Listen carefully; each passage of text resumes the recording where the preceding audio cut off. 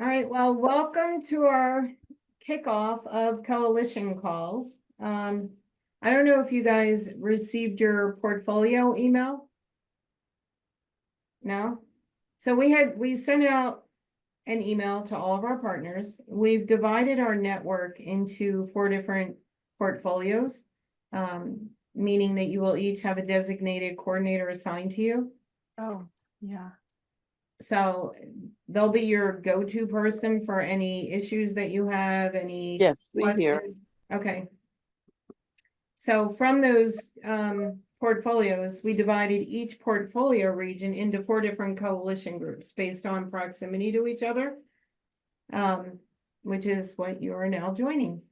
So we've heard a lot from the partners that you would love to be able to connect more to the Philabundance partners around you. And that's really the purpose of doing this. So the way the call is going to work, I'm going to take you through a brief PowerPoint slideshow, and then we're going to talk a little bit, and I'll outline what's going to happen in the call as we go through the PowerPoint.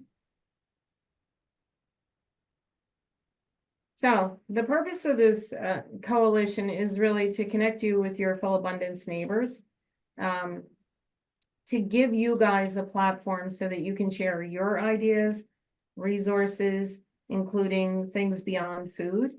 This isn't for Philabundance, for us to be telling you what we think you need.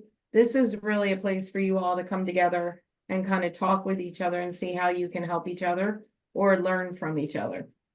For our part, it's for Philabundance to better understand what's happening at your locations and what your needs are and how we can best support you. We're going to talk about trends that are happening at each of your locations. I know we did a call on Tuesday, and the increase is, I think people were saying 50 to 70% increase of neighbors coming to their locations. We're going to talk about challenges that you guys are all having and how you handle them and how we could help support you. Training opportunities, if you would like us to do specific trainings for you. Maybe it's how to train volunteers. Maybe it's how to de-escalate situations. Maybe it's about how to search for grants or write a grant application. You can let us know and we can put that together for one of the calls. And really for us to have an ongoing conversation where we actually have actionable takeaways, right? That we're going to work on for the next call so that we actually are doing something. Because I know I'm sure you guys have all been invited to a ton of different versions of coalition calls. So we really wanted to give you an opportunity to create and structure the coalition the way that best suits your needs. Does that make sense to everybody? Mm-hmm. Okay, you want to go to the next slide? So here are the people in your neighborhood. I believe you have 20, we've put, Leah, you can correct me if I'm wrong, 20 people into this coalition group, 20 Philabundance partners. We're going to be sending you a list of all the partners in the coalition, whether they were on the call or not, with their hours of operation, their contact information, and their address. So if you guys want to reach out and connect on your own, you can do that. There's basically a map on the right-hand side of where you guys are located. You can go to the next slide. So you can see, it's a good list. There's at least 20 on this list. So we'll be sending this information to you guys. Do you want to go to the next slide? So I'm just always going to do some housekeeping updates and then some important dates for you guys to know from Philabundance. Okay. So I just want to make sure everybody is aware of the order cancel policy, 10 a.m. 2 business days prior to your scheduled delivery. And you have to send an email to ordercancel@philabundance.org. That is still going to stay the same. Even though you have a designated coordinator, you still need to use order cancel because that's going to go to the program side of our department. For order help, same thing. If you can't log in, if you have, have an issue with the order that you placed, you would send an email to orderhelp@philabundance.org. Programs will respond to you. Contact changes. This is really super important. According to our agreement, you should be notifying us if you have contact changes within 3 business days of the change. Why that is important is because if we have to get important information out to you and we still have old contacts in there and we haven't updated it, you're going to miss that information. It could be about your delivery. It could be about weather. It could be, when we had in Philadelphia, we had the issue with the water, right? We were giving out cases of water. We need to have up-to-date contact information, okay? I can't tell you how many people call us and say, I haven't been with that pantry for a year. Please stop calling me, stop emailing me. So it's important that you all stay on top of that. I want to talk about redistributing food, because this comes up at probably 8 out of 10 visits that I do to the pantries. We certainly don't want food to go to waste, right? However, we want food to go to Philabundance partners. So you cannot redistribute to a non-Philabundance partner. If you want to redistribute because you have excess food to a Philabundance partner, you just email us, let us know who they are, and we'll let you know if they're okay. The reason that we can't allow you to redistribute to non-Philabundance partners, a couple reasons, right? We've never seen that location. We don't know if they're following the same safety guidelines that we require, right? We don't know if they're handling the food safely, if they have safe storage for it.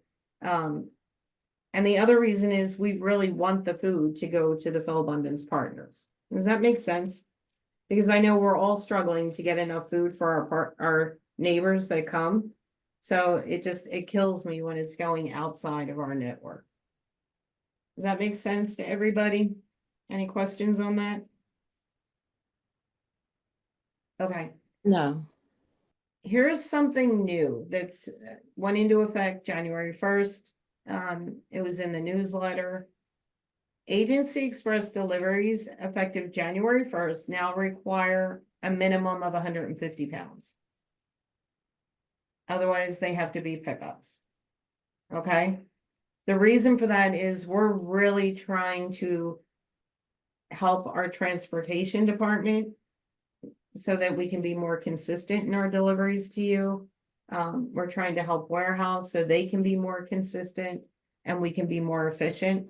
And, 150 pounds is really like 3 banana boxes of product. For us to be driving an hour to deliver 3 boxes of product when, that's going to take time away from us getting to the other partners on the route. It's just not effective. So it's going to be 150 pound minimum. Any questions on that? It used to be 500, so now as of 1/1, it's 150. So we've recommended 500, but we never really enforced it. So now we're definitely Would have been good to enforcing. know. Yeah, so now we're definitely enforcing 150 pound minimum. Okay. Go ahead, Whitney. So one of our revised delivery times actually is right in the very beginning of our distribution for our mainline pantry. I contacted the person that sent out that email and I haven't heard back. What do we do in those cases? Because that's really hard for us to serve our clients at the same time we get a whole bunch of food in. Same So with you're us. talking about Thursday delivery? Correct. To my mainline pantry. Yeah. Starts at 1 o'clock, which is when all my, and it's been on that schedule for a long time. So, Okay, so Whitney, I'm the one that sent that email out and I aligned it with distribution hours that we had recorded in our database. It's possible nobody updated your distribution hours. okay. But I can connect with you offline and we can talk about that and see Okay. what we can work out for you. Thank you. You're welcome. Important dates that are coming up. If anyone on your team needs Surf Safe training, we have one coming up on January 26th. From 9 AM to 12:30 PM. It's gonna be virtual to make it easier for more people to be able to attend. February 7th, we have a civil rights training, if anyone needs to re-up their civil rights training. February Well, 20, is the civil rights one virtual or in person? I believe it's virtual, but I can double check that for you and Leah can follow up and let you know. I'm pretty sure it's virtual.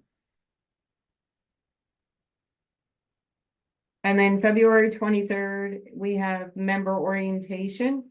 So just so you know, it's not just for new members. If you have any new people at your pantry that you would like to come to the Phil Abundance orientation, you can send them so they have an idea about the different programs that we offer and how it works.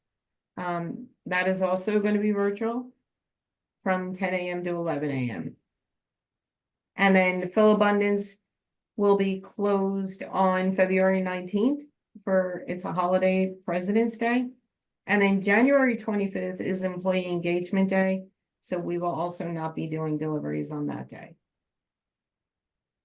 And I'll be sending out a calendar for the year for you all to be able to refer to that'll have our trainings on there. It'll have the holidays on there. It'll have our employee engagement days also listed. Does that make sense? Any questions? Okay, I think that's the end of our slides. So I want to talk to you a little bit about the calls. So these calls are going to be as beneficial as you all want them to be. So we're really going to rely on all of you to kind of help us structure this, right? And the calls that we do for this coalition are going to be different from the calls we do for another coalition because their needs might be different, right? So right now I'm going to do a quick introduction of your community partnership teams.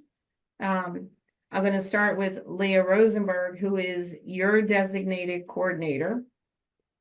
She's managing, you're in her portfolio, so I'm going to let her do an introduction and she's going to drop her contact information in the chat for you all. So Leah, you want to go ahead and give an intro? Hi, yeah, thanks Patty for introducing me for my intro.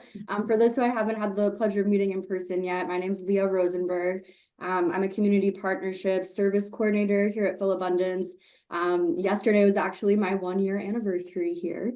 So a little bit about why I do this work, why I'm drawn to it. I've actually had a goal of working at Phil Abundance since I first learned about the organization back when I was a college intern at the EPA, working on food waste remediation efforts.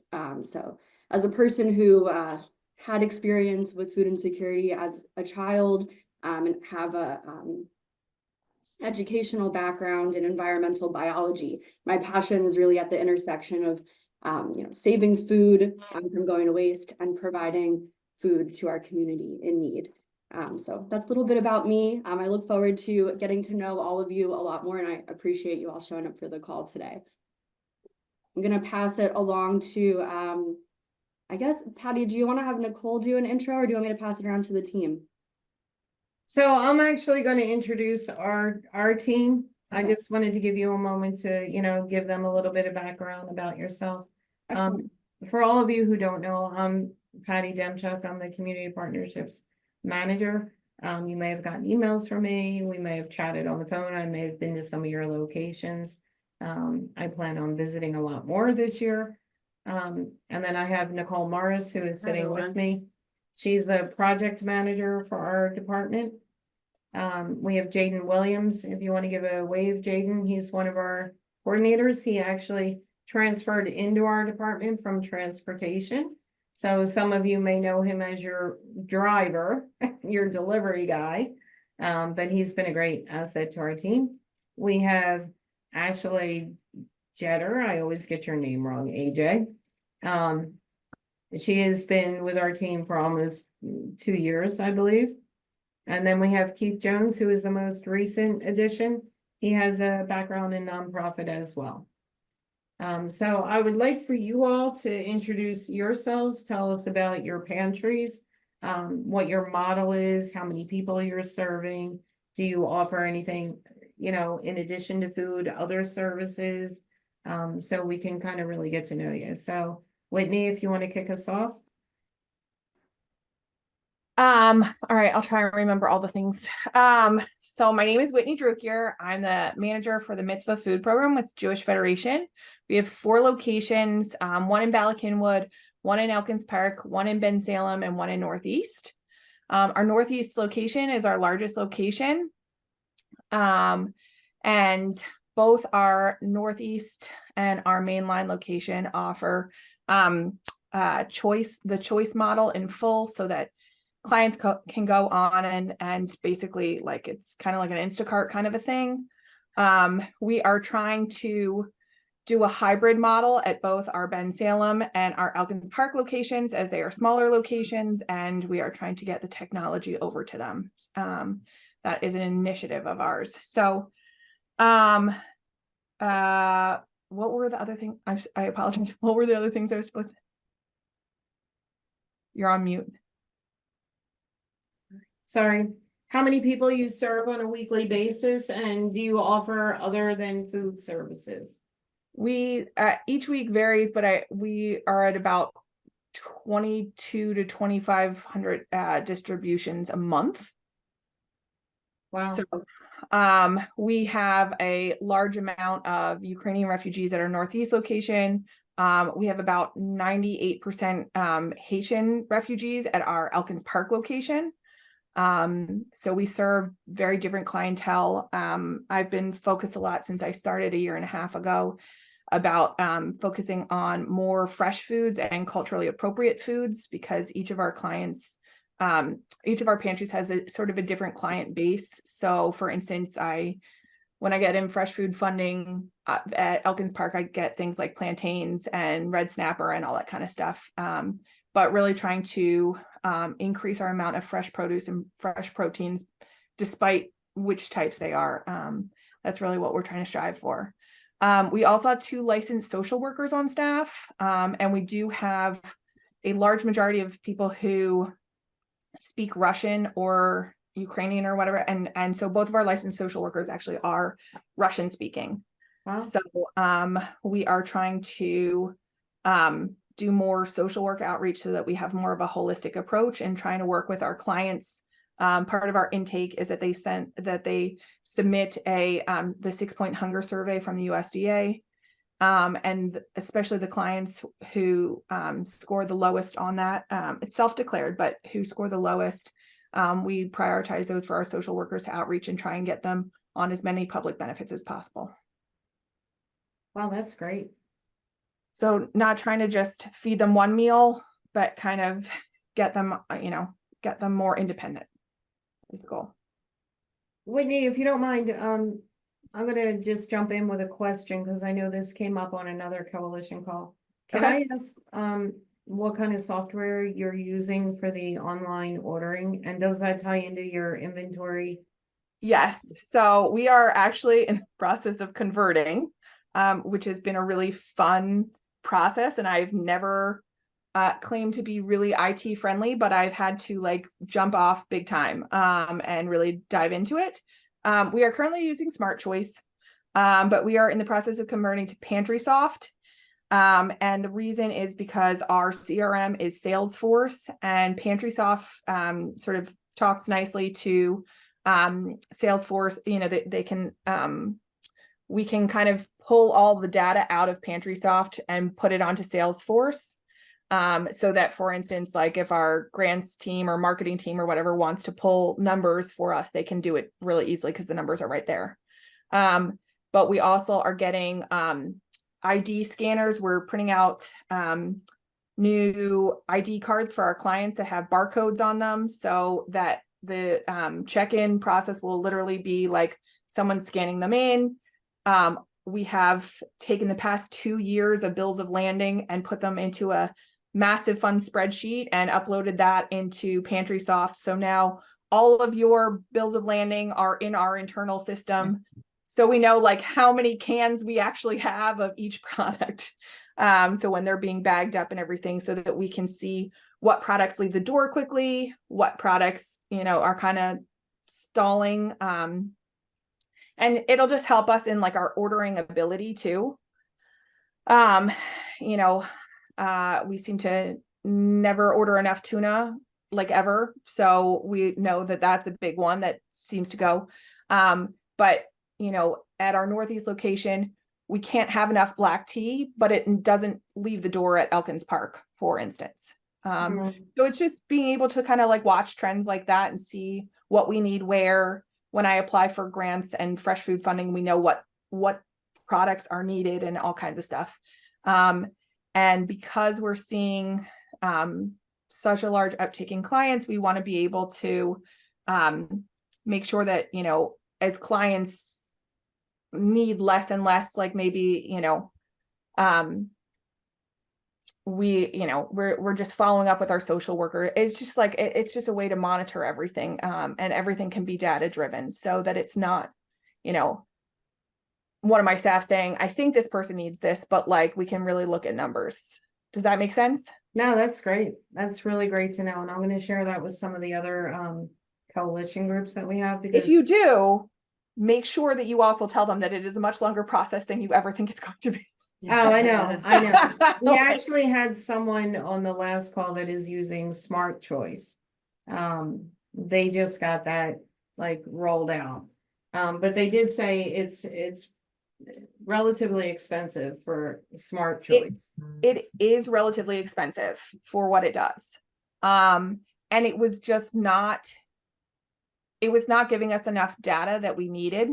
And PantrySoft really does. And it wasn't talking to the Federation's internal CRM system. Mm-hmm. And so we just, seeking excellence elsewhere is kind of, but I have one more question I want to ask you about this, and I'm sorry if I'm monopolizing here, and then I'm going to move on to the other introductions. Did you use any kind of, did you get a grant for the software, or? No, this is part of what we used our operations funds for. Okay. And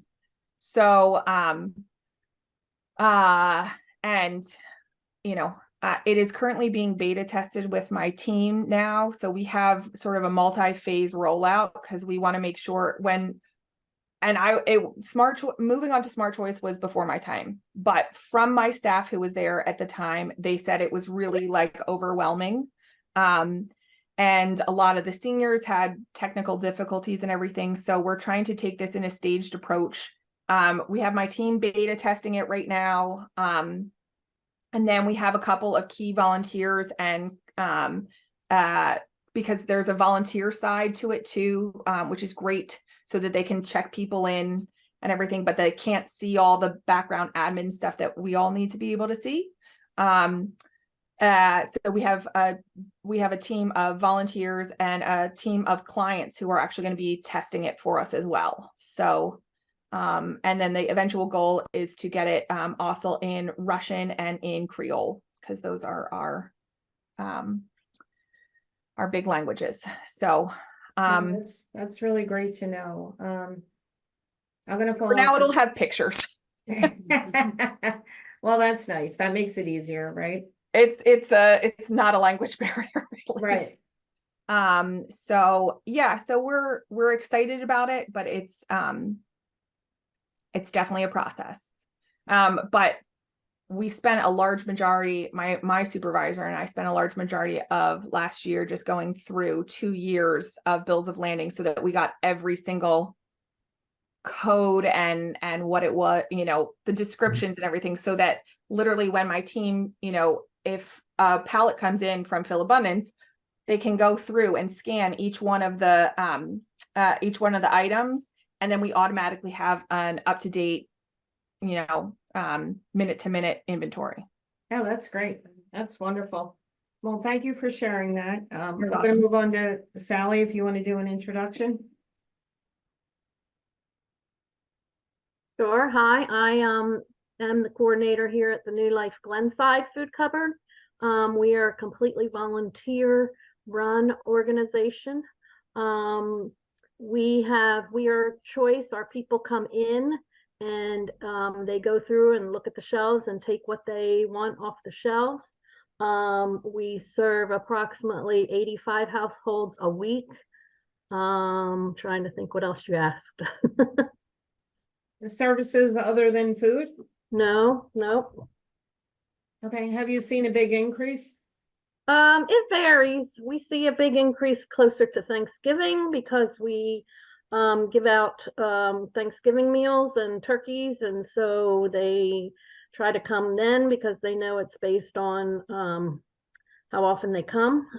We really didn't do that this time, but so right now we're sort of average.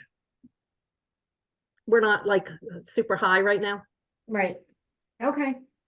I'm gonna move over to Joanne at Harvest Ministries, if you want to do an intro. Yeah, hi, I'm Joanne from Harvest Ministries. We're in Ben Salem. We do an all outside, we're also an all volunteer group. We do an all outside distribution. So we just built a new pavilion outside. We were working out of a tent all through the pandemic and for the past couple of years. So we have a new permanent structure outside. People walk through like farmers market style, and they get to pick whatever they need that's out on the table. We focus a lot on fresh produce and fruits and vegetables that we get from Philabundance. But we have all the other programs running also. We just got a new scanning system, so we are scanning people in and out with a barcode system that Bucks County Opportunity has us on a pilot program to start that with the pantries in Bucks County. So we're using that, which is a great help for moving people through quickly and registering them that way. We don't offer any other services other than food because that's plenty to do. We're servicing about 700 families a week. We've seen a very large increase, probably at least 50% increase over the past year or two. And we have a lot of Ukrainian refugees that come from the Northeast because we handle Bucks and Philadelphia. So I have nobody that can translate for me. We do everything Google Translate at this point with people that don't understand the language. I have a lot of Latino volunteers though, so I have a lot of Spanish speaking people that can help that way. But as far as the Ukrainian and the Russian, that's an issue for us right now. But I've heard that Google Translate has gotten pretty good. yes, and they know how to use it well, and so do we. So we're pretty good with that. We try to translate all of our literature and stuff so that they know what they're looking at. But right now we're using Sign Up Genius to get people to sign up for time slots to come in because we have very limited parking. So we're trying to sign up people to come in on different time schedules so that we can, space it out and have enough people in the parking lot and not parking in the whole neighborhood. So that's one of our issues right now, but it's working pretty well for the moment. So. Okay, thanks, Joanne. I'm gonna pass it over to LaToya from Family Promise, if you want to do some intros. Hi, I'm LaToya from Family Promise, Monco, PA. We're located in the Roslyn area on the campus of Salem Baptist Church. We have 4 distribution days out of the week, one of those days being the evening, which is on a Monday. We also have 2 forms of ways that our clients receive food. We do a drive-up style, which is directly in front of our food pantry. Then we also offer indoor shopping, which is done on Monday evening, and then we have one on a Thursday morning. So we give the opportunity for clients to choose which day they would prefer to come in to do that type of shopping. We are a volunteer-based food pantry. We also receive donations at our location as well. So we have a donation drive up as well when we have distribution out of 3 days out of the week. I've been in my role for a year and a half now. July will be 2 years. We focus really on providing fresh produce and fresh protein to our families, especially when it comes to dairy, eggs, and cheese items. We receive donations of food produce from Pennypack Farm, which is located up here in the Drescher Horsham area, and they deliver to us on a weekly basis. So we receive produce from Pennypack Farm as well as being able to order it and receive donations from various donors in our area. So clients are allowed to come every 2 weeks. We service around 105 to 125 families a week. We see we see an increase in seniors coming to our pantry, specifically on the days that they can come in and shop. So they're using that as an option to as a food resource. We have a lot of families with different ethnic backgrounds, from Hispanics, Haitians, Ukrainians. We definitely seen an influx of Ukrainian refugees towards the end of last year. And we have a lot of families that have children.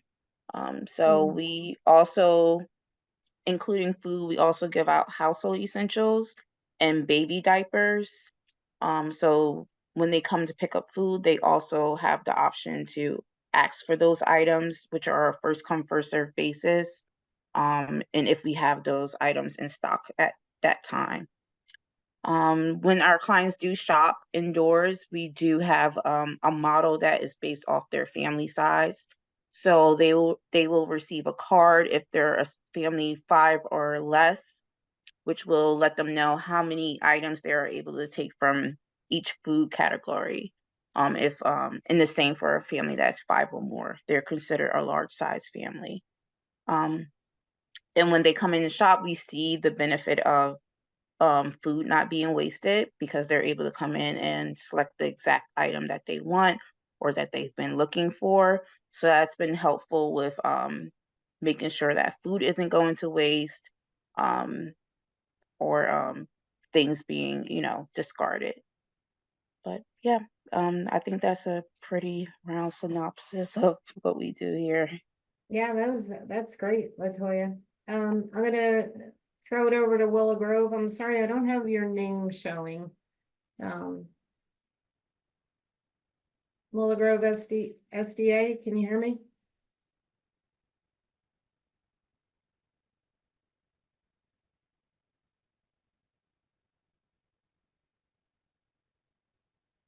Leah, can you ask in the chat if they're having audio issues?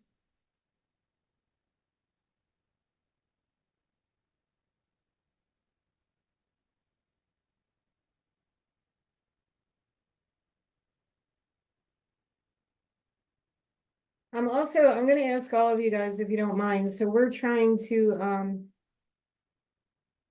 source some more culturally requested foods. So if you could just drop in the chat some foods that you know that your organization is looking for that are cultural specific, that would be great. We can hand that over to our programs team. Elaine Williams, welcome. Thank you. Elaine, do you want to tell us a little bit about your organization?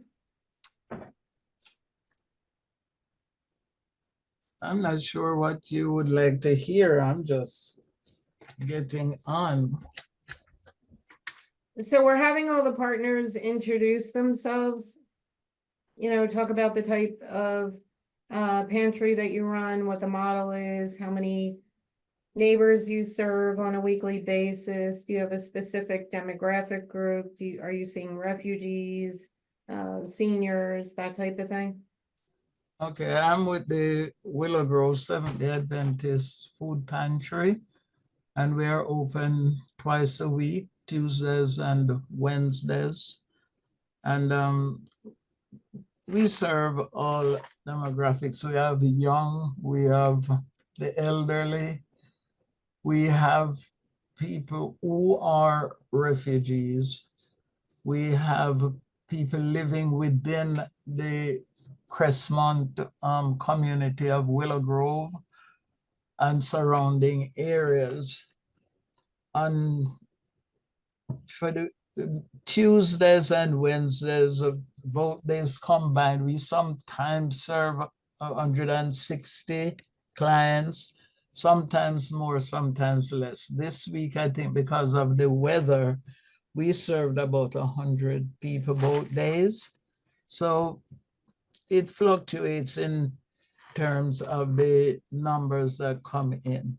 We have families that have health issues, and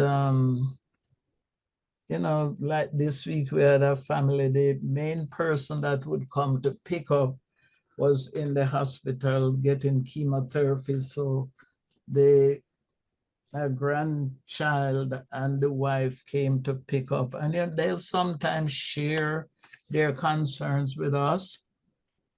So we are able to talk with them, encourage them, and if they need, like a place to go where they can get help, we will give them numbers, telephone numbers, or, tell them of places where they can go to get the help that we don't necessarily give or that can offer.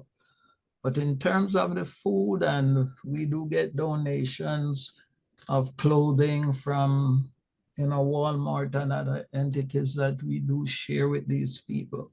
So they are really happy coming to the pantry because they know that they can get the help that they need, physical, and, and like I said, we can share different entities with them that they can go to get the, help that they need that we cannot give, whether it's mental or social or whatever. Well, that's great. Thanks, Elaine, for sharing. So let's get back to the group now. How would you like these calls to work? Is there anything specific you want to focus in on for the next call? How do you think this can help you support each other, maybe sharing resources? What would your ideal coalition be, I guess? Go ahead, Whitney. I think other coalitions that I've been on that have been helpful are, any problems that we're facing, whether it's with like Agency Express or whatever, or just in general with our clients. Also like grants that are coming up, not just food grants, but like cold storage grants, those kind, other things that could be helpful. Capital improvement grants, that kind of stuff, talking about that kind of thing. I know that we all wish that we had like the most beautiful, pristine, easy to clean, whatever pantry, and we may not all be working out of that, but different stuff like that really does help. So just sort of flagging that for us, and maybe we all have different ideas of different types of grants that are coming in, but I know we're all probably looking for money at all times to try and help out our clients. So I think, focusing on that kind of stuff would be really important. Okay. Sally, did you have anything you wanted to share? No, not really. I would like your contact information or your email address, Patty. Because I'll need to contact you. I had, like Whitney, contacted Lee and someone, whoever sent the information about the change in the deliveries. Okay. So if I'm supposed to go through you, I'll contact you. Leah, would you mind putting my email in the chat? Thanks. Joanne, you have any ideas you want to offer for how we're going to structure these calls? Not really. I'd just be interested in having everybody's contact information, like to get in touch with people if we want to share food, because a lot of times we'll get something in that you need to move quickly, and it's going to be an issue, I think, trying to move something around to someone else if we have to. I'm understanding we have to go through Philabundance first to get that, or is the list going to be something that's made up that we can just automatically go to those people without contacting you? Yeah, you can go use the list. And then if for some reason, there's an issue with a partner, we can let you know. Because it would be like nice to know if we have people that are open like on Saturdays or something. We're open late on Friday. Yeah. Sometimes we'll get something in late in the day and we're not opening again until Tuesday. So then we would be storing it, and maybe it could go out to someone else easier that's open on the weekend maybe.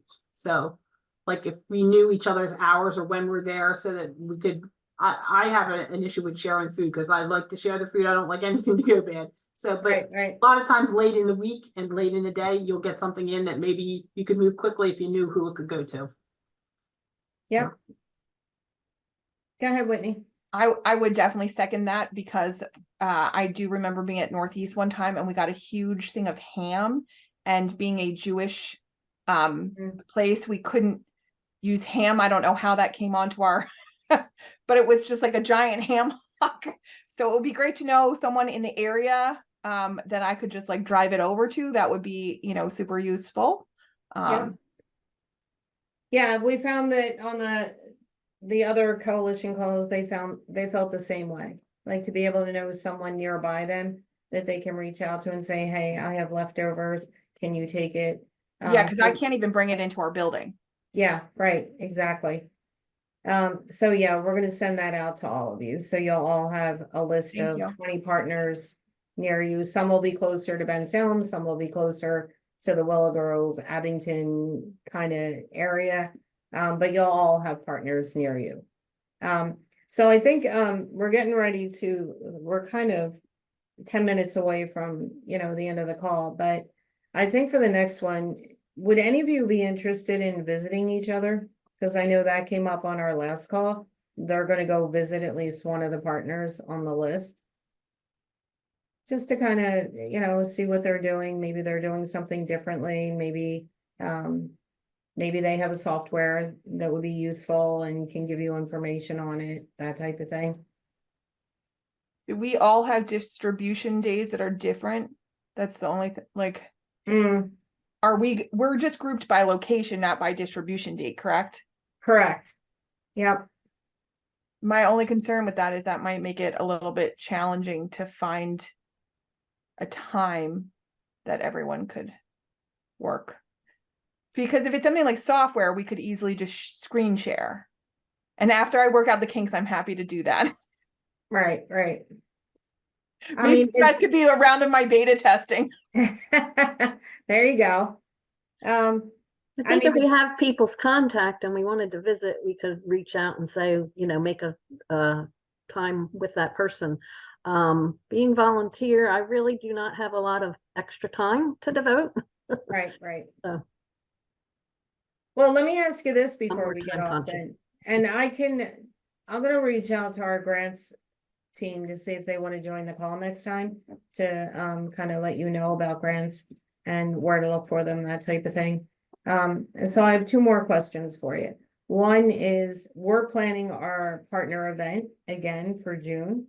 I don't know if any of you were able to attend, but if there's anything that you would specifically like us to focus on, you can drop it in the chat. The other thing I had just left my mind. It's that time of day. So we're gonna we'll have somebody for grants on the next call. And, oh, I guess your biggest challenge right now, like, do you have a lot of requests for housing that you don't know where to refer to, or any kind of social services that you would need information on to be able to direct some of the neighbors? Because I could probably research that for your areas and try and help you with some resources. I actually have a resource that I can share in the chat. One of our driving, we do delivery drivers for homebound clients. And one of the groups that does that for us is Penn Medicine. And they Okay. just recently shared a flyer that at Penn Medicine social needs response team. And so they have social workers on staff. I believe it's 24/7. So you can use this for your clients and they can call and be connected in with Penn. Oh, that's great. That's a great resource. I will share it in a minute. Anybody else have anything they're looking for that we could share on the next call? Like resource wise? I know that down in the summer, we're planning to do a sort of outreach where we're looking for presenters who can come in, you know, whether they're dentists or doctors specializing in, different areas to come in and just maybe give information. Or I know one year we had I forgot the name of the organization, but they came in and they set up a booth where they were able to share information regarding children's dental health and even with adults. So I know in July, I think it's the 14th, somewhere there, I don't have the information in front of me right now, that we'll be doing something like that. And I know my pantry supervisor, she would like to have, people that can come in and, talk to the clients, or, it's a community outreach program that Right. we're trying to do, but under the pantry leadership per se. So if we could get some, information as to who could come in, like health personnel to help us to share with some, because I remember one young lady coming to pick up food, and she had a big dog, but she said she was homeless and she had kids. So one of our volunteers was able to give her a little information where to call, where she could get help. Sometimes people won't share, but when they come and we try to serve them, they'll tell you what they would like in their package. So you realize that they don't have a place per se where they can cook a proper meal. Right. And what they're also. So if we could get information along that line where we can, give to people, we'd be grateful. Well, I know that we have a partner in this city that has built a whole wellness center around their food pantry. And they have different doctors that come in and volunteer time for underinsured and non-insured people. So I could actually maybe invite her to the next call, even though she's not in your area, but she might be able to tell you how she went about getting those people to come. Okay. So Yeah, that might would, be able to point you in the right direction. Give you some organizations to reach out to on how to build that kind of an infrastructure. okay, thanks. That would be grateful. Sorry, I have a tickle in my throat. All right, well, we're coming to the end of the call, but Leah is gonna email a recap of everything we talked about. She'll send out that contact information for all of you. She'll send out the date of the next call. And if you have any ideas or things that you think of that you wish we had talked about, please just email and we'll put it together for the next call. But I wanted to thank all of you for what you do on a daily basis and for spending some time with us. So, Thank you for setting this up. Thank you so much. yeah, it was my pleasure. Have a Have a good good day, weekend, everyone. everybody. Bye. Bye.